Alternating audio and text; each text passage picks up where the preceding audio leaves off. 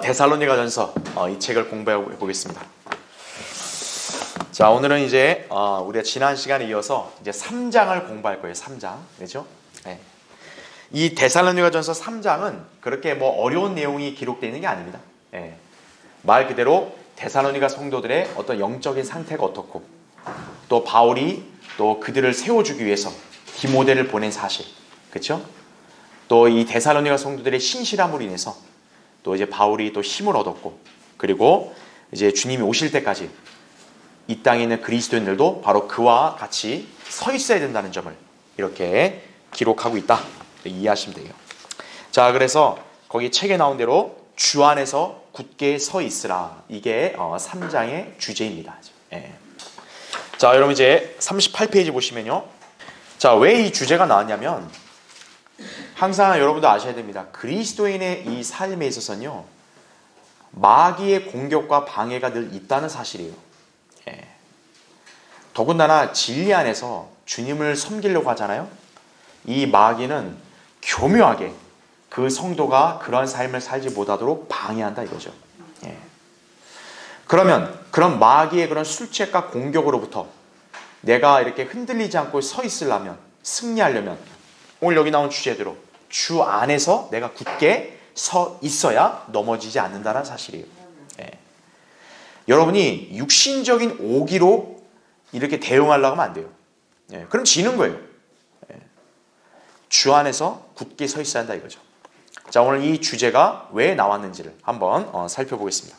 자, 38페이지에 먼저 적의 공격을 의식한 바울의 대응인데, 여러분 이제 거기 데살로니가전서 3장 1절부터 3절을 볼게요. 먼저, 그러므로 우리가 더 이상 참을 수 없어서 우리들만 아테네에 머무는 것을 좋게 여겨 우리의 형제이며 하나님의 일꾼이요 그리스도의 복음 안에서 우리의 동역자인 디모데를 보내었노니, 이는 너희를 굳게 세우고 너희의 믿음에 대하여 격려함으로 아무도 이러한 고난들로 인하여 요동치 않게 하려 함이니, 이를 위하여 우리가 세움을 받은 줄을 너희가 아느니라, 이렇게 기록이 되어 있죠. 자, 바울이 지금 이 데살로니가 성도들에게 누구를 보내요? 디모데를 보낸다는 거죠. 예. 자, 왜 보내냐 했더니, 아까 우리 3절을 봤다시피 뭔가 이들이 흔들릴 만한 그런 상황에 처해 있다는 얘기죠. 예. 뭔가 고난이 닥쳐온 것이에요. 자, 그 고난이 뭔지는 우리가 사도행전의 기록을 근거로 우리가 발견할 수가 있어요. 우리 교재에도 거기 설명이 났지만, 즉 뭐냐면 바울이 이렇게 소아시아 지역을 두루 다니면서 선교를 하잖아요. 근데 그럴 때마다 항상 믿지 않는 유대인들이 쫓아와서 방해를 합니다. 예. 그러니까 성경 기록에 의하면 그들이 시기가 가득 차서 바울을 자꾸 방해하는 거예요.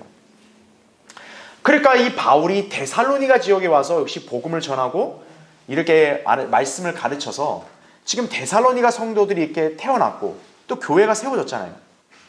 그러면 그걸로 끝이 아니라 마귀가 그 교회를 공격한다는 거죠. 네. 바로 어떻게 공격하냐면, 이 유대인들이 지금 여러 각지에 흩어져 살고 있었거든요. 그래서 바울이 이 지역에 가서 사역을 하면은 그 지역에 살고 있는 유대인들이 방해를 해요. 그러니까 지금 데살로니가도 어떤 거예요? 데살로니가에 사는 유대인들이 있는 거예요. 그 유대인들이 이 바울이 여기서 사역을 할 때 엄청나게 방해를 했다 이거죠. 박해를 하고. 예. 자, 그 박해가 얼마나 심했냐? 밤을 틈타가지고 베레아로 피신까지 했어요. 예. 그랬더니 어떻게 한 거예요? 데살로니가 유대인들이 베레아까지 쫓아와서 바울을 박해하는 거예요. 지독하죠, 그렇죠? 예.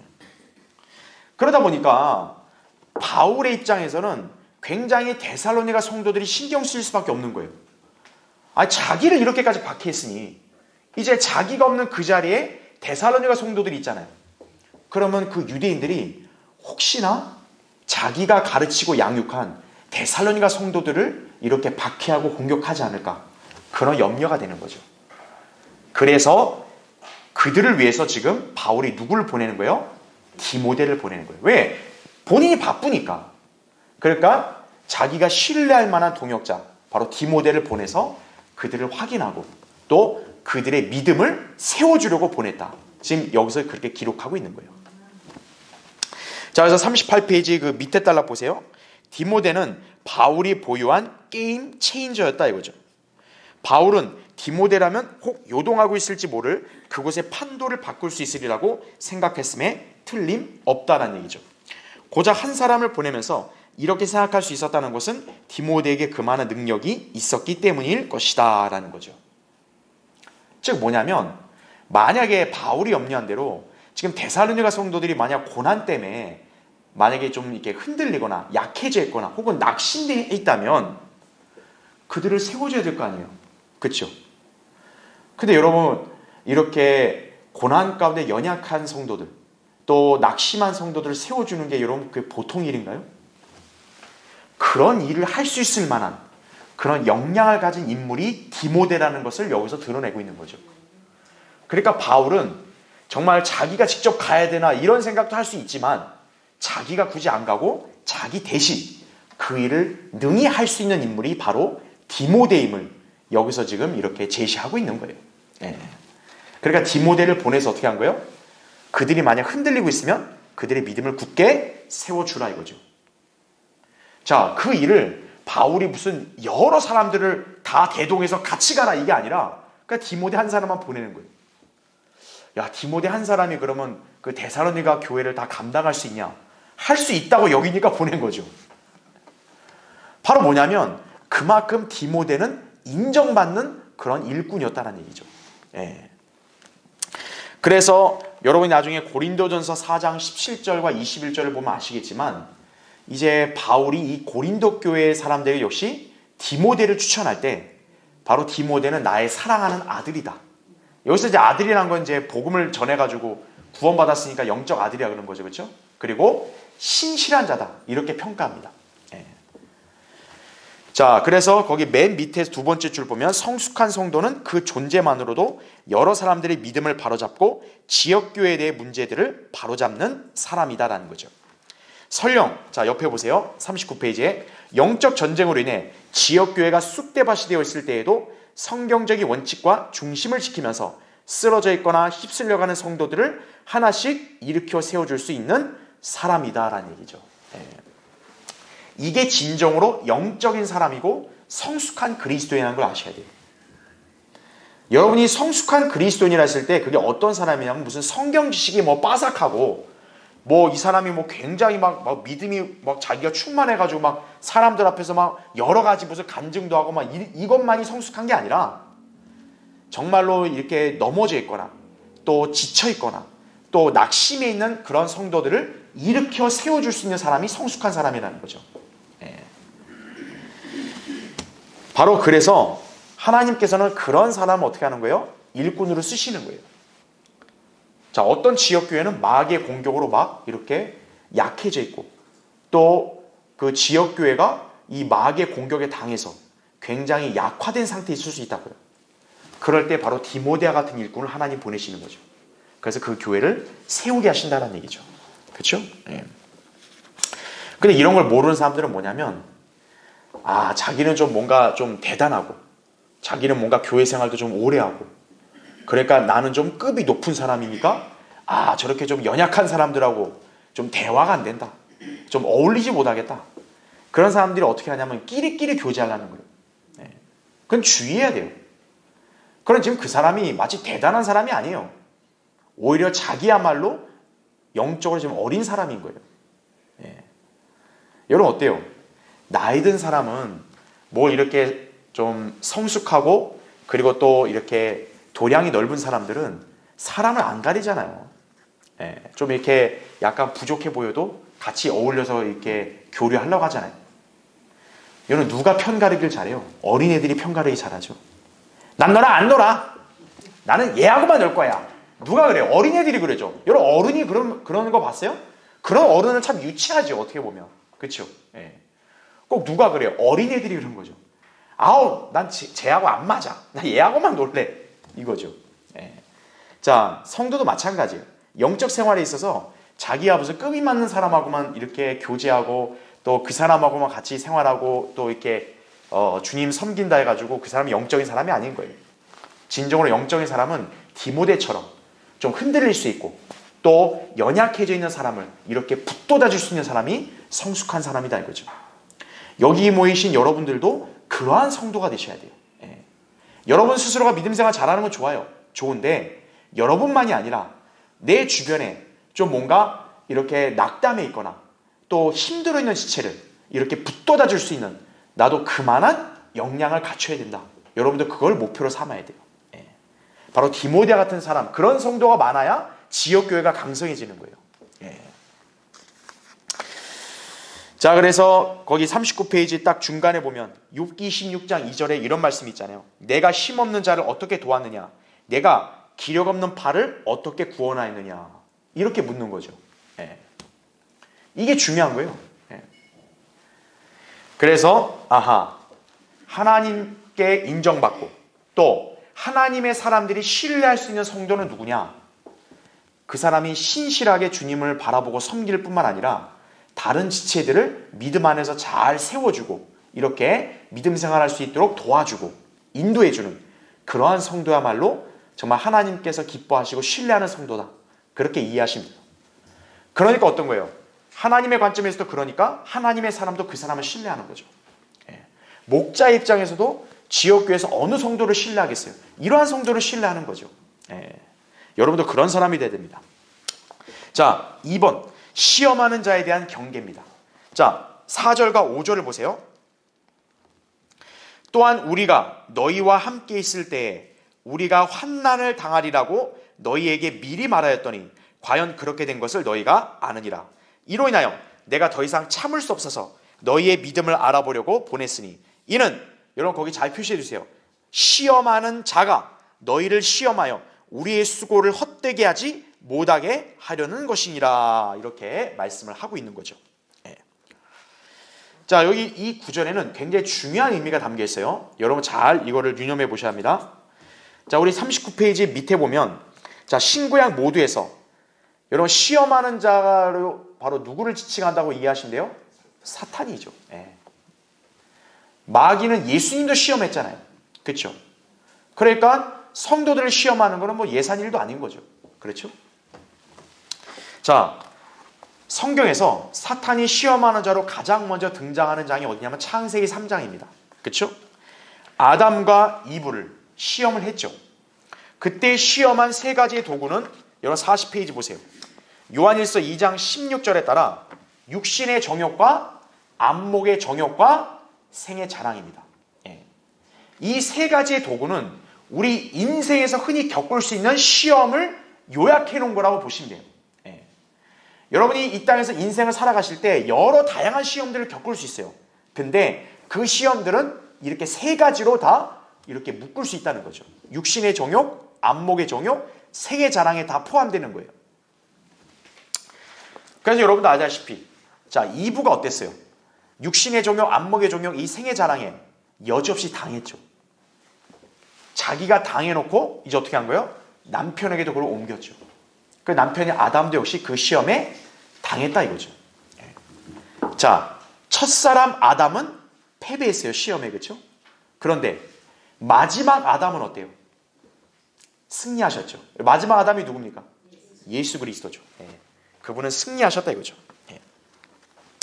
자, 마귀의 시험은요, 인류 역사가 시작된 이래로 지금도 이어집니다. 자, 생활의 형태는 시대마다 다르단 말이에요. 사람들이. 그렇죠? 근데 그 유형이나 내용은 거의 비슷해요. 자, 데살로니가 성도들에게도 이 세 가지 도구를 이용해서 자, 어떤 식으로 시험했을까? 우린 이렇게 상상해 볼 수 있어요. 거기 40페이지 맨 위에서 두 번째 줄 끝에 보면 하나님이 밥 먹여주냐? 이거죠. 자, 예를 들어 경제적인 고난에 처할 수도 있어요. 그런 사람한테 사탄이 뭐라고 시험하겠어요? 너 봐, 너 무슨 여기 교회 나오고 뭐 성경 읽고 기도한다더니 너 봐라 생활이 이렇게 공공한 거. 야, 너 교회 계속 나가봐야 무슨 의미 있냐? 마귀는 그런 식으로 시험하는 거예요. 예. 야, 하나님이 밥 먹여주든 기도하니까 돈이 떨어지든 이런 거죠. 그렇죠? 계속 보세요. 사람들과의 관계를 망쳐서 사업에 비전이 없어진 데다 조롱까지 당하는 인생이 되어버렸군. 함께 좋은 시간 보냈던 신전 창녀들은 어떻고? 이봐, 구원도 이미 받은 마당에 이렇게 살 필요 있어? 까짓것 세상으로 돌아가자고. 자, 이런 유형의 시험이 오늘날 모든 성도들에 다 찾아오는 거예요. 예. 가정에서 영적 전쟁이 있다 이거예요. 그럼 마귀가 어떻게 시험하겠어요? 야, 너 왜 굳이 그렇게까지 하면서 가족에게 그렇게 멸시를 당하고 그렇게 핍박을 받냐 이거예요. 그냥 화목하게 지내면 되잖아. 구원 받았고 네가 하나님 믿는다고 하면 그냥 가족들하고 잘 원만하게 이렇게 지내면 되잖아. 마귀는 그런 식으로 시험하는 거예요. 예. 자, 여러분이 만약에 몸이 아프다 이거죠. 그럼 어떻게 하는 거예요? 야, 하나님이 뭐 기도 들어주고 건강하다며. 너 몸 아프잖아. 너 뭐 힘들잖아. 야, 그 믿음이 무슨 의미가 있어? 그냥 이제부터라도 좀 편하게 지내. 그런 식으로 시험한다는 얘기죠. 예. 그 다음에 여러분이 과거에 세상에 살면서 이렇게 즐기면서 누렸던 것들 있죠. 그런 것들이 그리스도인 되면서 누리지 못한 것들도 많을 거라고요. 그렇죠? 예. 오늘 같은 날도 만약에 저녁에 이렇게 공부하라는데 예전에 만약에 이렇게 친교 모임을 가졌다 이거죠. 어디 놀러 갔다 이거죠. 근데 이제 못 하잖아요. 그럼 어떻게 시험하겠어요? 야, 너 여기서 무슨 공부하고 너 여기서 무슨 뭐 모임 참여한다고 뭐 너한테 콩고물이 떨어지니 뭐가 떨어지니? 아, 지루하지 않니? 옛날을 생각해봐. 사람들과 같이 어울려 다니면서 막 여러 가지 즐길 거 즐기고 얼마나 재밌었니? 야, 그렇게 해도 돼. 이런 식으로 유혹을 한다는 사실을 잘 기억해야 한다 이거죠. 그렇죠?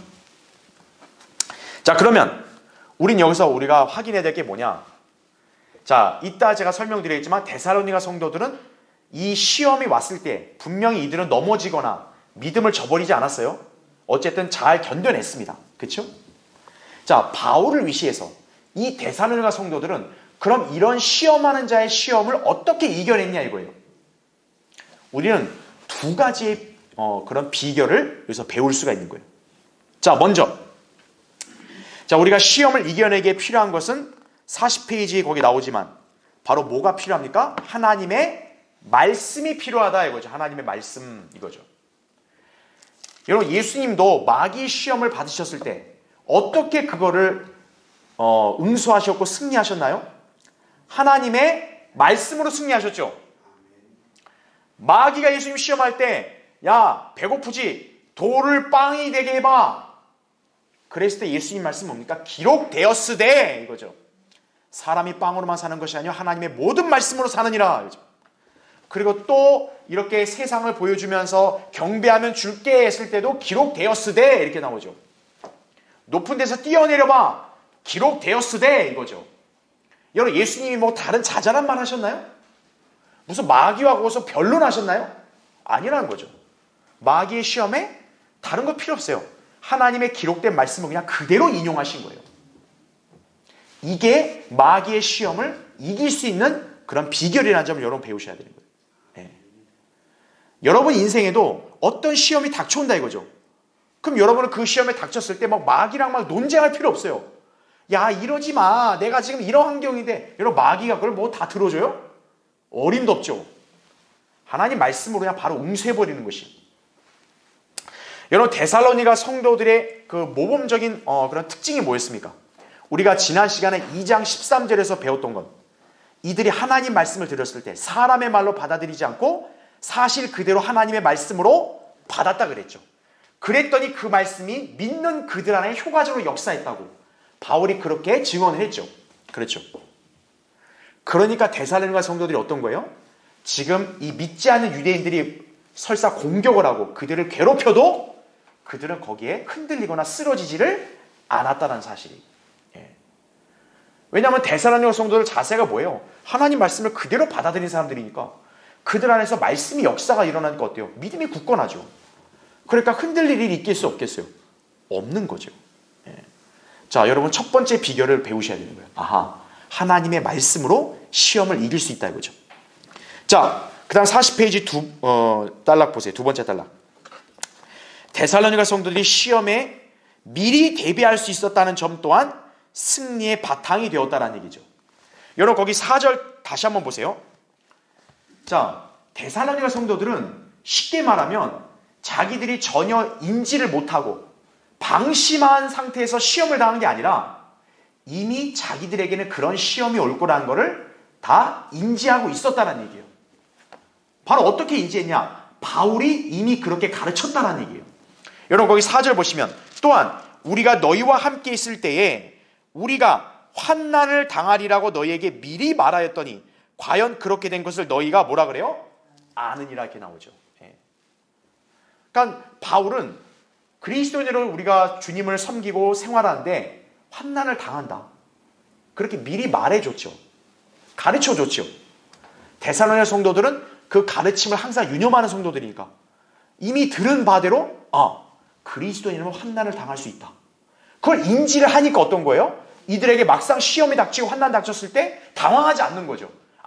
바울이 얘기한 그대로구나. 그러니까 어때요? 이들이 쉽게 대비를 할 수 있는 거죠. 여러분 사람이 알고 맞는 거는 덜 아파요. 모르고 맞을 때 더 아픈 거죠. 특히 뒤통수 맞을 때 사람이 충격이 커요. 왜요?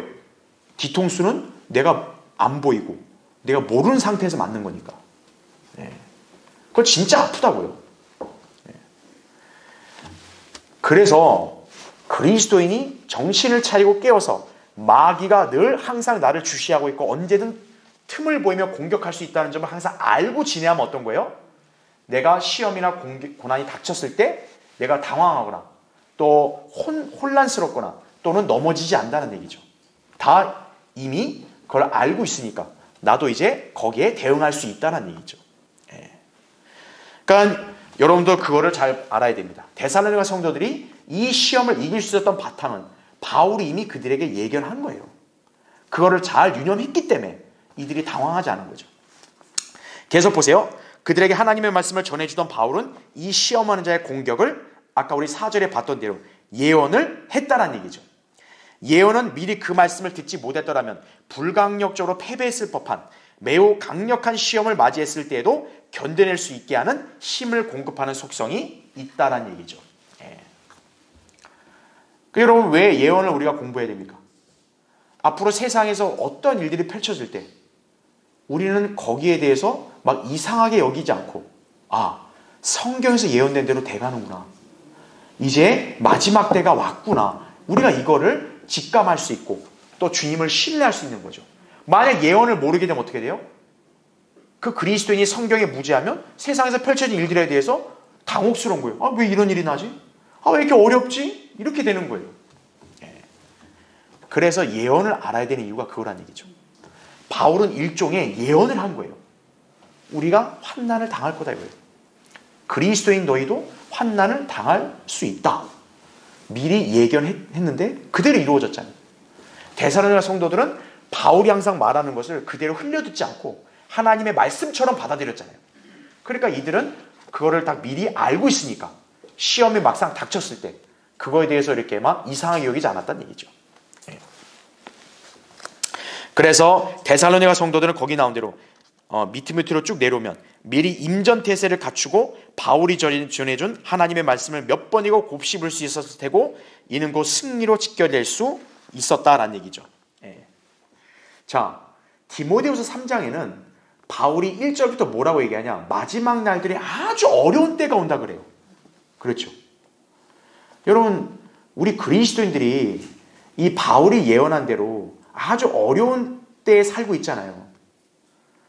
여러분, 우리의 영과 마음이 그게 견디기 쉽겠어요? 어렵다니까요. 정말 하나님 말씀대로 내가 순수하게 하나님을 믿으려고 하는데 오히려 어떤 거예요? 세상이 그런 우리를 미워하고 박해하는 거예요.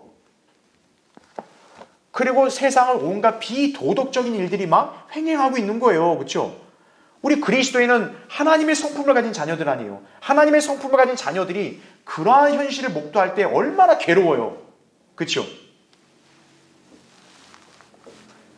우리가 세상을 과연 살아갈 수 있겠어요? 힘들죠. 그런데 여러분 그 교환에 계속 보세요. 바울이 디모데후서 3장 앞부분에서 그렇게 어려운 때가 있을 거를 딱 기록해 놓은 다음에 거기 14절 15절에는 이렇게 당부하고 있는 거예요. 그러나 거기 나오죠. 너는 내가 배운 것과 확신한 것에 꾸준히 거하라. 내가 누구에게서 배웠는가를 알며 또 어릴 때부터 내가 성경을 알았으니 그 성경은 너로 그리스도 예수 안에 있는 믿음으로 인하여 구원에 이르도록 지혜롭게 할 수 있느니라. 이렇게 말씀을 하고 있죠. 여러분, 여기서 우리가 이렇게 딱 주목해야 될 표현이 뭡니까? 세상은요 이제 멸망으로 가는 거고, 그리고 배교가 이제 만연하는 거예요.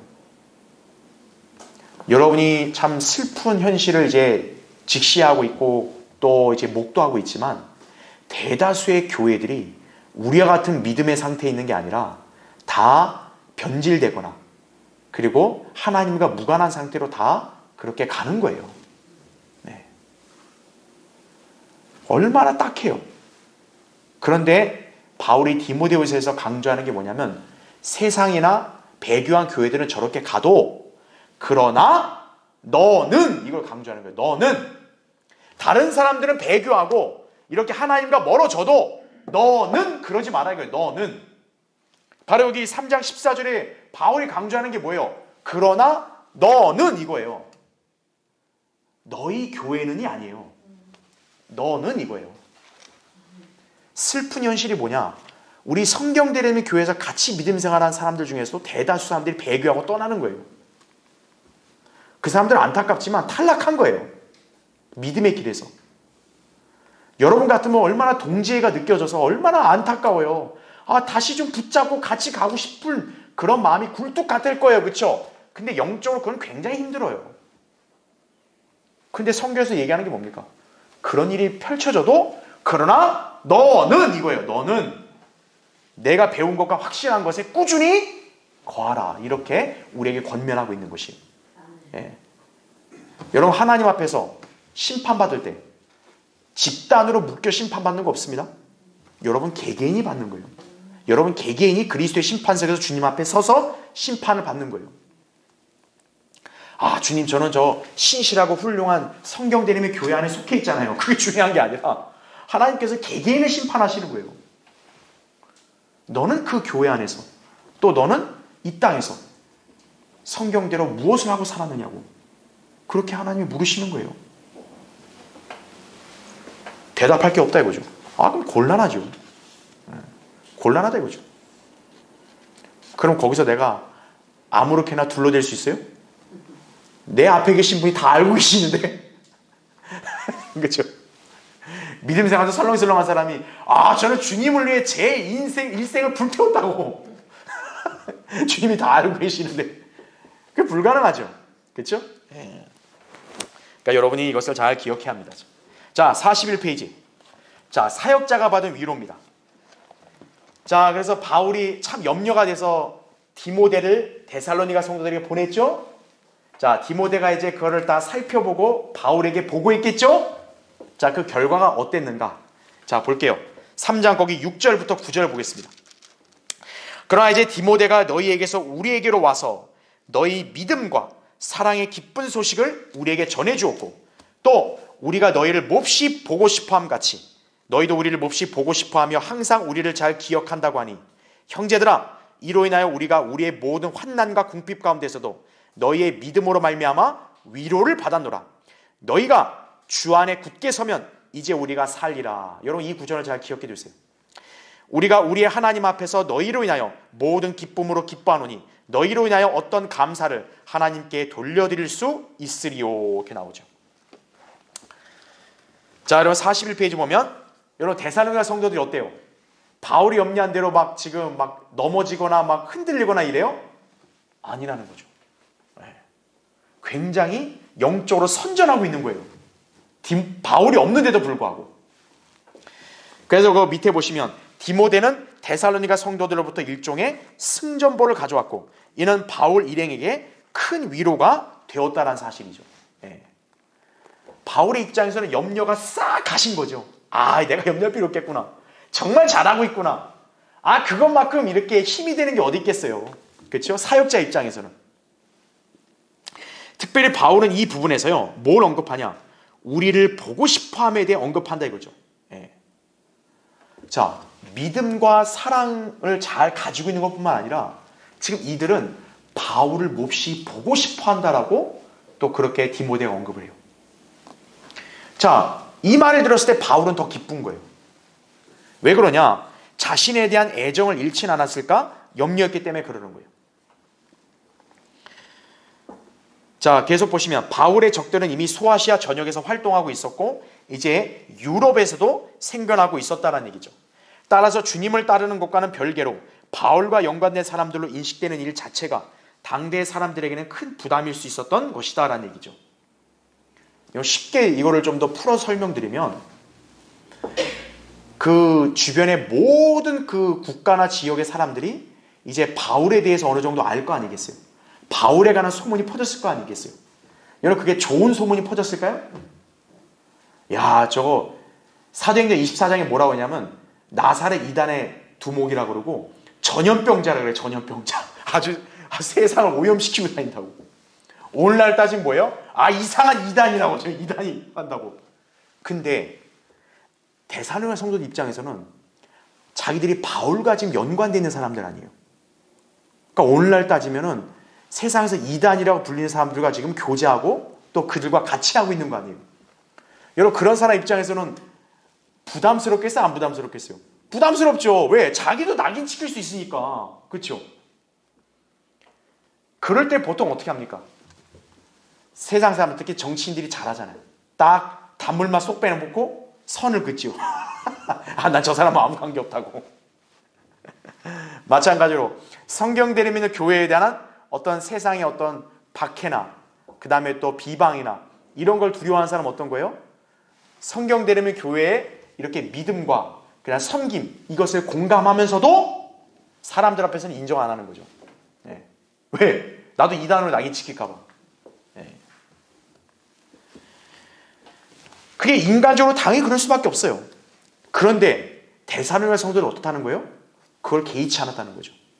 세상에서 우리가 바울과 연관됐다 그래가지고 막 우리를 어떻게 얘기하고 우리한테 무슨 해코지라든 개의치 않았다는 거예요. 우리는 바울을 보고 싶다. 바울과 같이 교제하고 싶다. 그런 마음을 강렬하게 갖고 있었다는 얘기예요. 그러니까 바울 입장에서 어떤 거예요? 이게 너무 기쁜 거죠. 야, 이 성도들, 이 자녀들은 정말 나와 함께 예수 그리스도를 따를 자세를 끝까지 갖고 있는 사람들이구나. 얼마나 그게 힘이 됐겠어요. 그러니까 여기서 위로를 받고 있다고 얘기하는 거죠. 데살로니가 사람들이 바울과 동역자들에게 하나님의 말씀을 들려준 바울에 대한 존경과 애정, 그를 따르는 태도를 잃지 않았다는 점은 큰 감동을 받을 만한 대목이었다는 얘기죠. 그래서 데살로니가서 5장 13절에서도 말씀하시거니와 우리 모든 그리스도인들에게 명령으로 주어진 것이기도 하다 이거죠. 즉 뭡니까? 거기 나온 대로 히브리서 13장 7절에 나온 대로 하나님 말씀을 너희에게 들려주고 너희를 다스리던 자들을 어떻게 하래요? 기억하고 그들의 행실의 결과를 어떻게 하라? 관찰하여 그들의 믿음을 어떻게 하라고요? 따르라 이거죠. 따르라 이거죠. 뒤에서 방관하고 잘 가세요 이게 아니라 따르라 이거죠. 그게 진정한 성도의 태도라는 거예요. 5장 13절도 바울이 뭐라고 기록을 했냐면 그들의 하는 일로 인하여 사랑으로 그들을 극진히 존경하라. 너희는 서로 화목하라 이렇게 얘기하고 있다 이거죠. 그 위에 12절에서는 너희 가운데서 수고하고 주 안에서 너희를 다스리며 훈계하는 사람들을 알아서 그렇게 하라는 거죠. 자, 여러분에게 요구되는 게 뭡니까? 여러분은 그냥 아무나 목사다, 너 내가 뭐 하나님의 종이다 해서 그 사람 무조건 맹목적으로 따르라는 게 아니에요. 여러분들이 관찰을 해야 돼요. 저 사람이 정말 하나님이 부르신 종인가? 하나님이 쓰시는 참된 일꾼인가 이거죠. 그 근거는 뭡니까? 저 사람이 하나님의 말씀을 최종 권위로 여기고 이 말씀을 절대적으로 순종하고 이 말씀 그대로 가르치고 우리를 인도하는가? 그거를 봐야 된다는 얘기죠. 거기에 맞다면 어떻다는 거예요? 그 성도는 그 하나님의 종의 섬김을 그대로 따르라 이거죠. 그러면 그 사람은 예수 그리스도를 따르는 것과 같은 효과가 나타나는 것이에요. 근데 가짜 목사를 그냥 분별도 안 하고 그냥 무조건 따르면 어떤 거예요? 하나님과 아무 관계 없는 거예요. 그러니까 자기가 그냥 어느 노선에 쓴 거죠. 라인을 탄 거죠 그냥. 예. 아, 난 장로교 저 유명한 목사님 라인에 그냥 선 거죠, 그냥. 나는 감리교 어떤 목사님 라인에 선 거죠. 그러면 하나님의 사역과 아무 관계 없거든요, 그 사람들은. 예. 그래서 여기서 여러분에게 명령하신 말씀이 뭐예요? 믿음의 행실과 결과를 관찰하라 이거예요. 예. 정말로 하나님이 불러서 쓰시는 종인지 아닌지를 분명히 판별할 수 있다 이거죠. 하나님의 말씀이 변개되지 않은 바른 성경이 있다고 그 성경 말씀대로 믿고 신에게 된다고 가르치는 그러한 종을 따라야 된다 이거죠. 예. 그게 아니라 교단교리나 뭐 세상 뭐 사상이나 이런 걸 갖다가 하나님의 그런 말씀인 것처럼 둔갑시키는 그런 자들을 따르면 안 된다는 얘기죠. 예. 자, 이런 42페이지 펴져 있죠. 그래서 이제 맨 위에 두 번째 달러 보면 그리스도인으로 살아가다 보면 때는 환난과 궁핍이 임하고 어떤 때는 삶의 절망에까지 이른다 이거죠. 예. 여러분 그리스도인이라 해서 뭐 안락한 삶 사는 게 아니잖아요. 그렇죠? 데살로니가 전서를 기록할 때 이런 바울의 상황도 어때요? 결국 녹록치가 않았다 이거죠. 그러나 그럴 때 오는 위로는 내가 세워주려고 했던 그 지체들이 당차게 서 있는 모습이다라는 얘기죠. 예. 여러분 사역자에게 가장 큰 위로와 힘이 되는 게 뭐냐? 자신이 설교하고 가르치며 양육한 성도들이 잘 서 있는 모습 볼 때가 그때가 제일 힘이 되는 거예요. 그게 아니라 아주 헌금 많이 들어오고 아주 돈 많이 생긴다. 그걸로 힘이 되는 목사는 싹군이죠. 그건. 그렇죠? 예. 하나님의 종은 뭡니까? 성경대로 가르치고 설교했는데 회중들이 잘 반응하고 듣고 믿음이 자라고 있더라 이거죠. 그 모습을 봤을 때가 가장 기쁜 거예요. 이거는 저의 심정이에요. 예. 저도 가장 기쁠 때가 뭐예요? 우리 교회에 있는 회중들 하나씩 변화되고 성장하는 모습 볼 때, 하나님 말씀에 잘 반응하고 순종하는 자세를 볼 때 가장 기쁜 거예요. 예. 세상 사람들 대할 때 가장 기쁜 게 뭐냐? 예수 그리스도의 복음을 전했는데 순수하게 믿고 구원받은 그 모습을 봤을 때 가장 기쁜 거예요. 예. 근데 싹군들은 어떤 거예요? 아, 우리 교회로 다음 주부터 온다네. 아이고 또 저 사람 좀 여유 있는 사람이라네. 그런 걸로 아주 기뻐한다. 그건 싹군이에요. 예. 지금 이 나라에 있는 대다수 기독교계에 있는 사람들이 다 그런 유형인 사람들인 거예요. 예. 그런 사람들이 정말 하나님의 관점에서 영적인 일들로 기뻐한다고 하면요, 그 사람들은 그런 자리에 있으면 안 되는 거예요. 가짜 성경 붙들면서 그냥 성경이 뭐 아무렇게 해도 괜찮다는 식으로 그렇게 하면 안 된다 이거죠.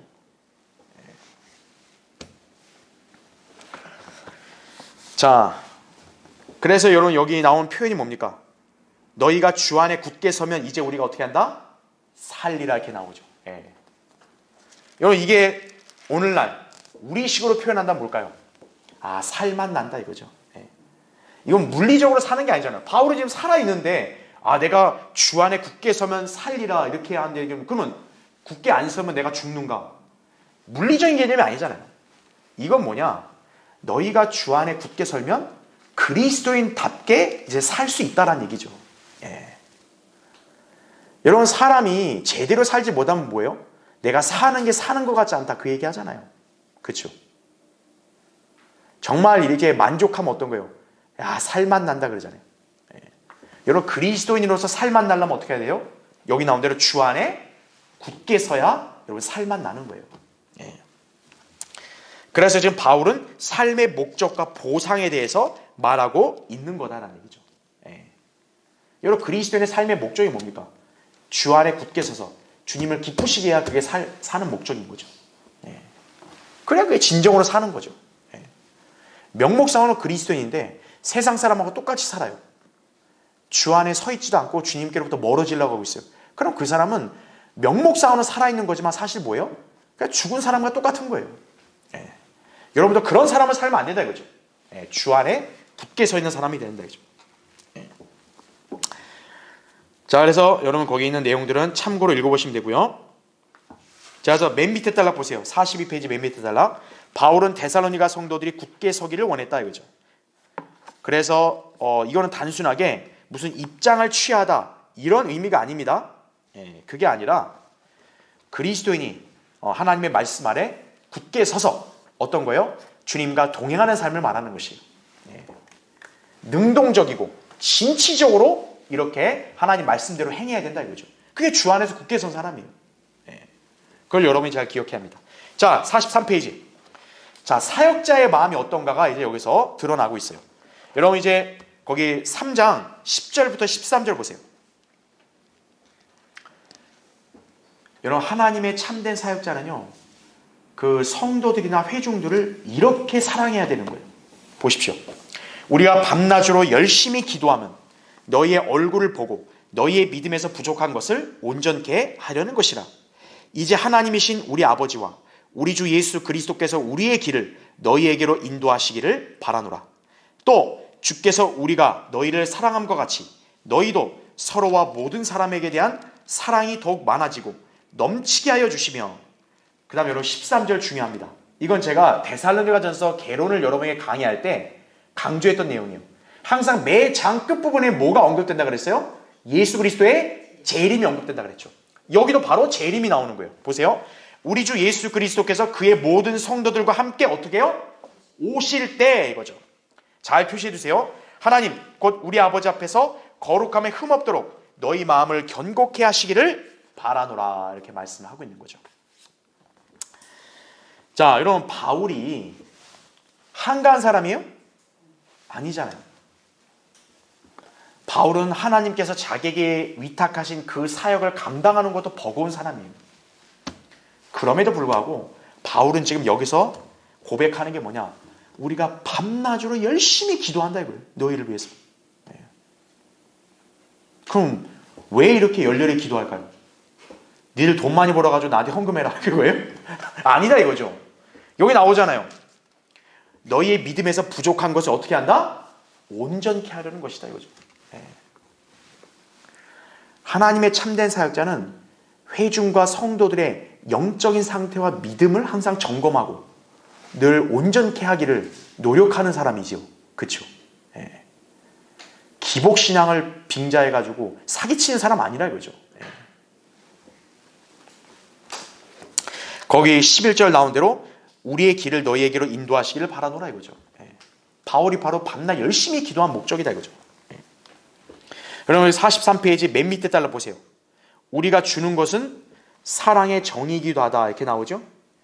자, 12절 볼 때도 너희도 서로와 모든 사람에게 대한 사랑이 더욱 많아지고 넘치게 하여 주시며.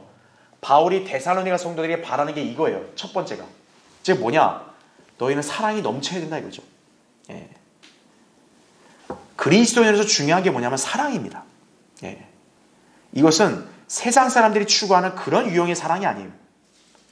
바로 예수 그리스도를 사랑하는 것과 같은 그러한 유형의 사랑이라는 얘기죠. 예. 그게 성도들 안에도 서로 넘치게 해주시기를 기도한다 이거죠. 자, 성경에서 예수 그리스도의 사랑이 뭐였습니까? 자신의 몸을 주신 거죠. 주는 거. 성경에서 사랑은 charity, 주는 거예요. 그렇죠? 예. 그냥 입으로 달콤한 말하는 게 사랑이 아니에요. 주는 거라 이거죠. 자, 바울은 어때요? 그러한 주는 것, 이 사랑을 잘 실천한 사람이죠. 그러니까 바울이 나를 따르라 얘기하잖아요. 바로 그 명령을 따르면 어떻게 되는 거예요? 바울처럼 그 사람도 사랑을 실천할 수 있는 거예요. 그렇죠? 예. 그래서 여러분 44페이지 보세요. 자, 예수님께서 신약 성도들에게 주신 새 계명이 뭐냐? 거기 요한복음 13장 34절에 나온 대로 내가 너희를 사랑한 것 같이 너희도 서로 어떻게 하라고요? 사랑하라. 이게 새 계명입니다. 예. 주님께서는 다른 형제들을 그분과 같은 사랑으로 사랑하라고 명령하셨다라는 얘기죠. 그렇죠? 그러면 어떻게 되는 거예요? 밑으로 내려오시면 거기 요한복음 13장 35절 거기 표시되어 있죠. 그렇죠? 너희가 서로 사랑하면 이것으로 모든 사람이 너희가 나의 제자인 줄 알리라 이렇게 말씀하는 거죠. 바로 뭐냐면 내가 예수 그리스도의 제자, 그리스도인이라는 것을 나타낼 수 있는 표식이 뭐냐면 바로 사랑을 실천하는 거예요. 네. 여러분 사랑도 받아본 사람이 실천하는 거지 사랑도 못 받아본 사람은 사실 실천도 못해요. 그렇죠? 근데 우리는 하나님의 놀라운 사랑을 받았잖아요. 그러니까 우리는 사랑을 실천할 수 있는 거예요. 얼마든지. 그렇죠? 예. 자, 그래서 밑에 딸랑 이제 마지막 13절에 그 내용이 나오는데, 자, 여러분 잠깐 여기 한번 보세요. 이 3장 13절에도 역시 바로 재림이 나오는데, 자, 여러분이 여기서 알아야 될 이 재림은 뭐냐면, 지금 이 구절은 휴거를 가리키는 게 아니라는 점을 알아야 됩니다. 자, 우리는 1장을 봤을 때도 1장은 휴거였어요. 왜냐하면 우리 이 땅의 고난, 대환란이 닥치기 전에 예수께서 오신다고 했단 말이에요. 예. 우리는 그걸 기다린다고 그랬단 말이에요. 바로 그게 뭐냐면 예수님이 공중으로 재림하시는, 바로 그때 이제 우리가 휴거되는, 그걸 기다린다는 걸 얘기한 거예요. 그런데 여기서 예수 그리스도가 오시는 것은 휴거로 위해서 오시는 게 아니라는 거예요. 왜? 첫 번째 보세요. 이 구절에서는 어떻게 표현됐어요? 예수님이 혼자 오신다 그래요? 자, 예수님이 누구랑 함께 오신대요? 성도들과 함께 오신다, 이렇게 나와요. 그러니까 여러분 여기서 알아야 될 게 뭡니까? 자, 성도들이 예수님과 함께 온다는 얘기는 이미 이 성도들이 예수님과 함께 지금 하늘에 있으니까 내려온다는 얘기 하는 거 아니겠어요? 그렇죠? 그럼 이 성도들이 언제 하늘에 있냐 이거예요. 먼저 뭐가 있어야만, 휴거가 있어야만 하늘에 있는 거 아니에요. 그렇죠? 그래서 휴거된 이후에 이제 그리스도의 심판서가 어린 양의 혼식이 다 끝나고 나서 지상에는 환란이 끝나겠죠. 바로 그때 이 성도들이 같이 내려온다는 얘기죠. 그래서 여기의 성도들이 바로 누구냐면 신약 성도들을 가리킨다 이거죠. 신약 성도들과 함께 내려온다 이거죠. 그래서 이거는 바로 우리가 지상재림이다, 이거를 여러분이 잘 기억해야 합니다. 네. 그러니까 데살로니가 전서에는 휴거에 관한 그런 약속이 있고 또 지상재림에 관한 약속도 같이 나온다는 걸 여러분 아셔야 돼요. 그러니까 여러분이 알아야 될 게 뭐냐면 휴거는 공중재림이란 말로 이렇게 다른 표현할 수 있어요. 즉 이게 뭐냐면 휴거되는 때는 예수님이 지상에 내려오는 게 아니라 공중에만 내려오시는 거예요. 그래서 어떤 거예요? 구원받은 그리스도인들을 죽은 사람은 부활하게 하고 살아있는 사람 변화시켜서 다 데리고 올라가시는 거예요. 네. 그래서 데살로니가전서 4장 16, 17, 18절 보면 이제 그 하늘로부터 그들을 데리고 오신다 그러잖아요. 네. 그들이 구름 가운데를 끌려 올라간단 말을 합니다. 네. 왜 끌려 올라간다 그랬겠어요? 예수님이 지상까지 왔으면 그냥 같이 데리고 가면 되는 거죠. 예수님이 지상에 온 게 아니라 딱 공중까지만 오셨기 때문에 그들이 끌려 올라가야 되는 거예요. 그래서 구름 가운데를 끌려 올라가신다, 이렇게 표현이 되어 있는 이유가 그거다는 얘기죠. 그러니까 여기서는 지금 어떤 거예요? 지금 휴거를 가리키는 게 아니라는 거죠. 지금 성도들을 데리고 온다는 게 아니라, 데리고 올라가겠다는 게 아니라 이미 같이 있는 성도들과 함께 오신다고 얘기한다 이거죠. 바로 이건 지상재림을 가리키는 거다, 그렇게 이해하시면 되는 거예요. 그래서 여러분이 알아야 될 게, 휴거와 재림은 동시가 아니에요. 휴거와 재림은 최소한 7년의 간격이 있는 거예요. 대환란 전에 먼저 휴거가 있고 환란이 끝나면 이제 휴거된 그 그리스도인들과 예수 그리스도 같이 지상에 내려오는 거죠. 그게 재림이다는 얘기죠. 14페이지 그 밑에서 이렇게 네 번째 줄만 올라오시면 끝에 본문이 말씀하시는 것처럼 거룩함에 흠없도록 되려면 우리는 반드시 한 가지 정년의 과정을 거쳐야 한다는 거죠. 불을 통과해야 하는 것이다 이거죠. 그게 바로 그리스도의 심판성인 거죠. 그러니까 여기서도 잠깐 다시 한번 내가 언급 안 했는데, 거룩함에 뭐가 없다 그래요? 흠이 없다, 이렇게 나옵니다. 바로 이것 때문에 이 구절이 지상재림을 가리킨다는 거예요. 왜입니까? 우리 그리스도인들이 비록 변화된 몸을 입고 올라가지만 우리가 거룩함에 흠이 없으려면 한 가지 과정을 거쳐야 돼요. 왜냐하면 그리스도인들이라 해서 모두가 다 영적이고 거룩한 삶을 산 게 아니라 이거죠. 그리스도인들 가운데도 육신적으로 사는 사람들 많다고요. 그런 사람들은 정련하게 되는 과정이 필요한 거예요. 그게 바로 뭡니까? 그리스도의 심판석이죠. 그리스도의 심판석에는 불로 심판하잖아요. 자기 행위를. 그렇죠? 그때 자기 안에 있는 그런 더러운 육신적인 행위들은 어떤 거예요? 다 불에 태워져 없어지는 거죠. 그런 과정이 있을 때 비로소 거룩함에 흠이 없게 되는 거죠. 바로 그런 과정이 있으니까 어떤 거예요? 이제 그 성도들과 같이 내려오신다. 그걸 여러분 기억하시면 돼요. 자, 그래서 오늘 이 데살로니가전서 3장은 여러분이 뭐 이해하시는데 큰 어려움 없었습니다. 그렇죠? 예.